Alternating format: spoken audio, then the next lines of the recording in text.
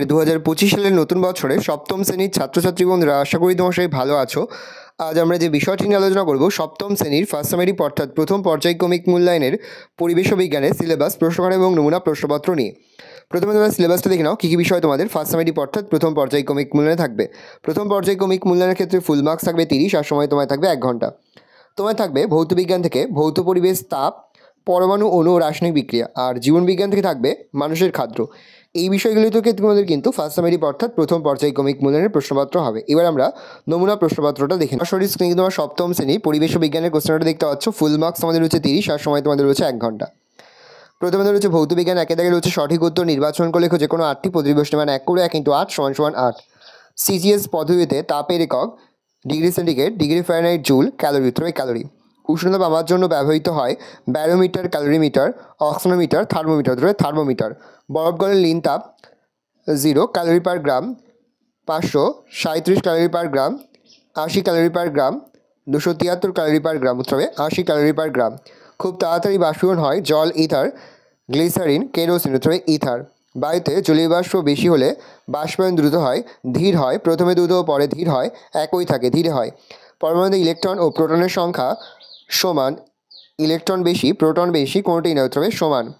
Aluminium অক্সাইডের সংকেত LO, Al2O, Al2O2, Al2O3 উত্তর Al2O3। NaCl plus Ag NO3 = AgCl plus Na NO3। বিক্রিয়াটি হলো বিয়োজন, বিনিময়, প্রতিস্থাপন, প্রত্যক্ষ সংযোজন বিক্রিয়া উত্তর বিনিময় বিক্রিয়া। পরের প্রশ্ন, কোনো পরমাণু থেকে ইলেকট্রন বেরিয়ে গেলে উৎপন্ন হয় ক্যাটায়ন, অ্যানায়ন, মূলক, অণু উত্তর ক্যাটায়ন। পদার্থের রাসায়নিক ধর্মের জন্য দায়ী প্রোটন, নিউট্রন, ইলেকট্রন, 3টি উত্তর ইলেকট্রন। 2000 অতি সংক্ষিপ্ত উত্তরভিত্তিক প্রশ্ন, যে কোনো 4টি প্রতিবেশনী মান 1 করে 1 × 4 = 4। তাপের এসআই কি? জুল। গ্যাস থেকে তরলে পরিণত হওয়ার ঘটনাকে কী বলে? উত্তরে বাষ্পীভবন। কঠিন অবস্থা থেকে তরল অবস্থায় পরিণত হওয়ার ঘটনায় কী বলে? উত্তরে গলন। উষ্ণতা সেলসিয়াস স্কেলে নিম্ন স্থিরাঙ্কের মান কত? 0 ডিগ্রি সেন্টিগ্রেড। কোন পরমাণুর ভর সংখ্যা ও পরমাণু ক্রমাঙ্ক 1? উত্তরে হাইড্রোজেন পরমাণুর। পরিবর্তনশীল যোজ্যতার একটি উদাহরণ দাও। Fe যোজ্যতা 2 ও 3। একটি শূন্যযোজী মৌলের নাম লেখো। হিলিয়াম। 3 সংক্ষিপ্ত উত্তরভিত্তিক প্রশ্ন, যে কোনো 4টি প্রতিবেশনী মান 2 করে 2 × 4 = 8। লীন তাপ কাকে বলে? জলের বাষ্পীভবনের লীন তাপ 537 ক্যালোরি পার গ্রাম বলতে কী বোঝো? খুবই গুরুত্বপূর্ণ একটা প্রশ্ন। একক ভরের কোনো পদার্থের উষ্ণতা অপরিবর্তিত রেখে শুধুমাত্র অবস্থার পরিবর্তন ঘটতে যে পরিমাণ তাপ প্রয়োগ বা অপসারণ করতে হয় তাকে পদার্থটির লীন তাপ বলে। উক্ত বিবৃতিটি থেকে বোঝা যায় যে প্রমাণ চাপে 100 ডিগ্রি সেন্টিগ্রেড উষ্ণতার 1 গ্রাম জলকে আরও 537 ক্যালোরি তাপ দেওয়া হলে তা 100 ডিগ্রি সেন্টিগ্রেড উষ্ণতার বাষ্পে রূপান্তরিত হবে। পরের প্রশ্ন খুবই গুরুত্বপূর্ণ। হাতে স্পিড বা ইথার ঢাললে ওই জায়গাটি ঠান্ডা লাগে কেন? স্পিড বা ইথার উদ্বায়ী তরল বলে খুব তাড়াতাড়ি বাষ্পে পরিণত হয়, এবং হাতে স্পিড ঢালে স্পিডটি বাষ্পায়নের জন্য প্রয়োজনীয় লীন তাপ হাত থেকে সংগ্রহ করে, ফলে হাতের ওই অংশ তাপ হারায় এবং হাত ঠান্ডা হয়ে যায়। মাটির কলসির জল ধাতব পাত্রে রাখা জলের তুলনায় বেশি ঠান্ডা হয় কেন? এটিও খুবই গুরুত্বপূর্ণ একটা প্রশ্ন। মাটির কলসির গায়ে অসংখ্য ক্ষুদ্র ক্ষুদ্র ছিদ্র থাকে। ওই ছিদ্র দিয়ে কলসির জল ছুঁয়ে বাইরে আসে এবং বাষ্পীভূত হয়। এই বাষ্পায়নের জন্য প্রয়োজনীয় লীন তাপ জল কলসি থেকে সংগ্রহ করে, ফলে কলসির জল তাপ হারিয়ে ঠান্ডা হয়ে যায়। কিন্তু ধাতব পাত্রের গায়ে কোনো ছিদ্র থাকে না, তাই ওই সব পাত্রের গা দিয়ে জল ছুঁয়ে বাইরে আসতে পারে না, ফলে জলের বাষ্পীভবনও হয় না এবং জল ঠান্ডাও হয় না। কোনো মৌলের ভর সংখ্যা বলতে কী বোঝো? কোনো মৌলের পরমাণু নিউক্লিয়াসে উপস্থিত প্রোটন ও নিউট্রন সংখ্যার সমষ্টিকে ওই মৌলের বা পরমাণুর ভর সংখ্যা বলে। অর্থাৎ মৌলের ভর সংখ্যা = প্রোটন সংখ্যা প্লাস নিউট্রন সংখ্যা। রাসায়নিক বিক্রিয়া কাকে বলে? রাসায়নিক বিক্রিয়া হলো একটি পারমাণবিক ঘটনা, যে প্রক্রিয়ায় কোনো একটি পদার্থ বিয়োজিত হয়ে সম্পূর্ণ নতুন ধর্মবিশিষ্ট একাধিক পদার্থ উৎপন্ন করে, কিংবা একাধিক পদার্থ পরস্পরের সংস্পর্শে এসে রাসায়নিক পরিবর্তন ঘটার ফলে ওই পদার্থগুলোর অণুর গঠন বদলে সম্পূর্ণ নতুন ধর্মবিশিষ্ট এক বা একাধিক নতুন পদার্থের অণু উৎপন্ন হয়, সেই প্রক্রিয়াকে রাসায়নিক বিক্রিয়া বলে। উদাহরণ: অ্যাসিডযুক্ত জলের মধ্যে তড়িৎ প্রবাহ চালনা করলে জল বিশ্লিষ্ট হয়ে হাইড্রোজেন ও অক্সিজেন গ্যাস উৎপন্ন করে। সমীকরণটা লিখতে পারি: 2H2O তড়িৎ বিশ্লেষণ করলে 2H2O2 উৎপন্ন হয়।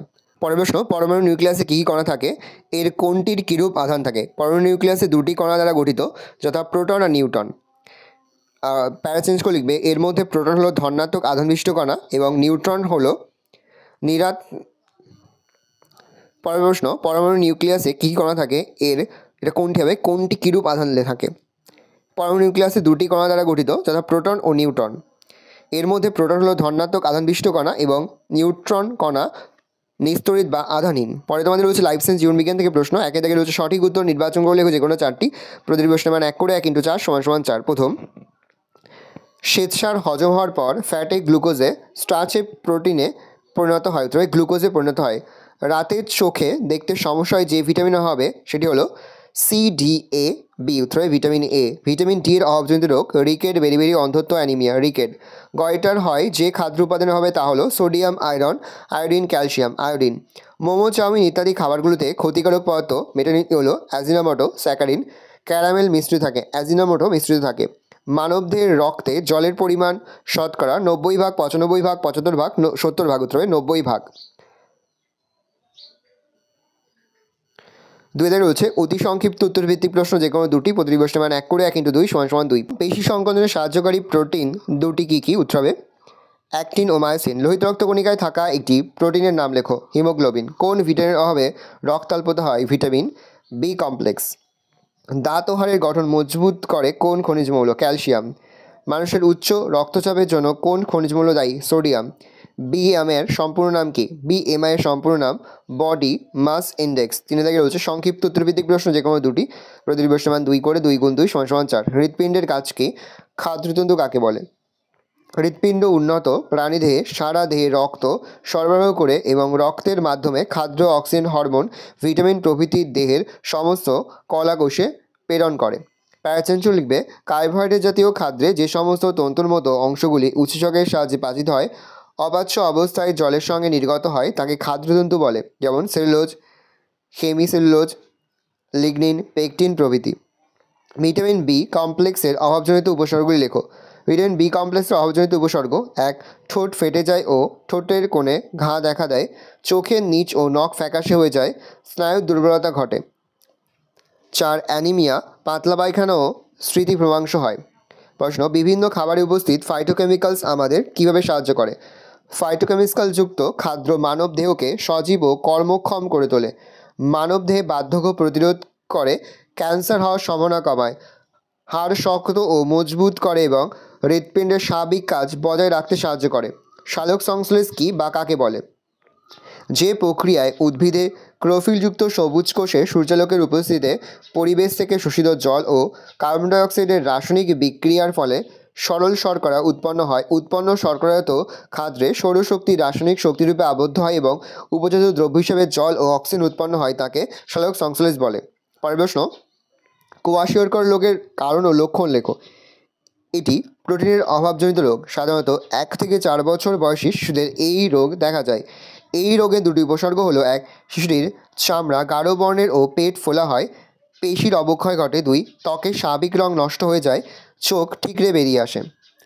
ভালো করে দেখে নাও, এই রয়েছে টোটাল তোমাদের ফার্স্ট সামেরি অর্থাৎ প্রথম পর্যায়ক্রমিক মূল্যায়নের সপ্তম শ্রেণীর পরিবেশ ও বিজ্ঞানের কোশ্চেন পেপার।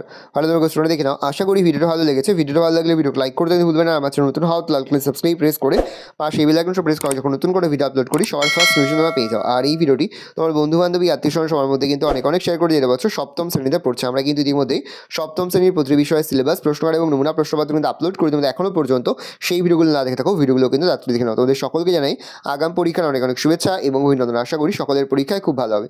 কোনো প্রশ্নের উত্তর লিখতে বা বুঝতে যদি কোনো রকম অসুবিধা হয় তাহলে কিন্তু নির্দ্বিধায় কমেন্ট সেকশনে কমেন্ট করে জানাতে একদমই ভুলবে না। ভালো করে তোমার কোশ্চেনটা দেখে নাও।